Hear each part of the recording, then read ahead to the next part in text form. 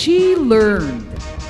And now, to say it forward, Ambassador Millie Santa Maria Thomeczek. Last year, I was invited by a conference of Filipino community leaders in Europe to give my remarks. This was being done in Germany. The conference was being done in Germany. And before that, I was reflecting, what can I say to these people which they have not heard yet? No? These were all empowered women, empowered men and women who were community leaders in Europe last year. At that time. So I got to reflect on so many things about them. I know that they are empowered groups, that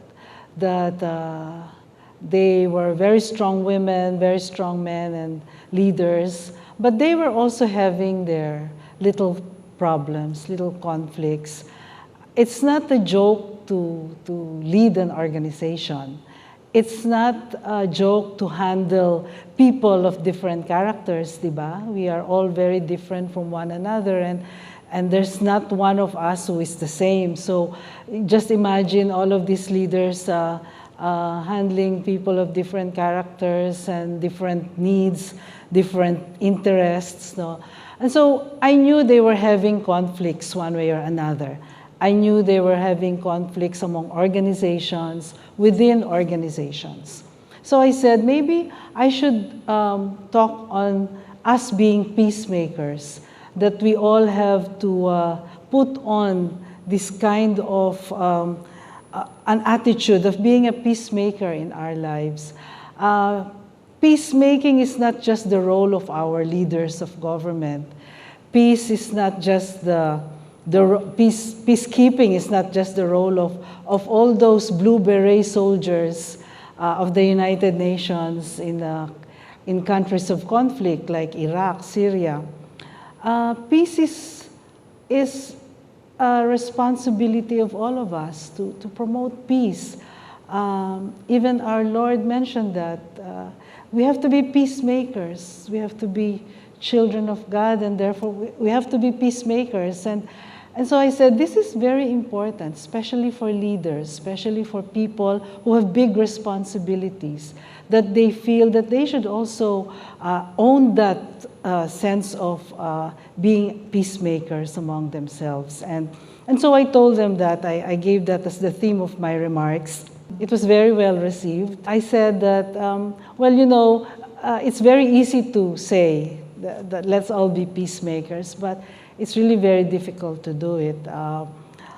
You have to have certain values and certain virtues to be one. You have to be an accepting person. You have to understand. You have to be fair. You have to have that sense of fairness. And you have to be forgiving, which is very difficult. And most of all, connecting all of these things, you have to have humility. You have to be humble enough to listen to the other, to try to be patient with the other, to try to talk to the other, even if you don't want to talk to that person. So there's a lot of virtues intertwined with being a peacemaker. You have to learn how to do things, how to say things, and you have to learn how to balance. I am also speaking from my own experience because I've handled a lot of people, and in the embassies and in consulates, you know, you have people who, if you don't watch out, they will turn themselves into factions, no? Factions, one against the other.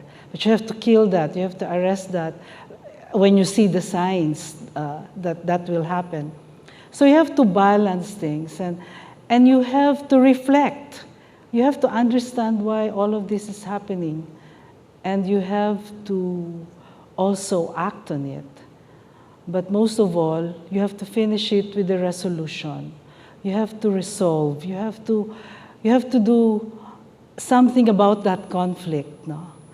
So that's not easy, and it requires a certain skill and practice. But I know that if each one of us will take on that kind of a character in us, put these things into our system, then we can begin the process of being peacemakers. Let me end by quoting St. Paul to the Philippians. We all know this is very popular, but it has impressed all of us, and it has impressed me very much, so that it has become, even for myself, a guideline in life. St. Paul says, "In conclusion, my friends, fill your minds with those things that are good and that deserve praise, things that are true, noble, right, pure, lovely, and honorable. And the God who gives us peace will be with you." Thank you.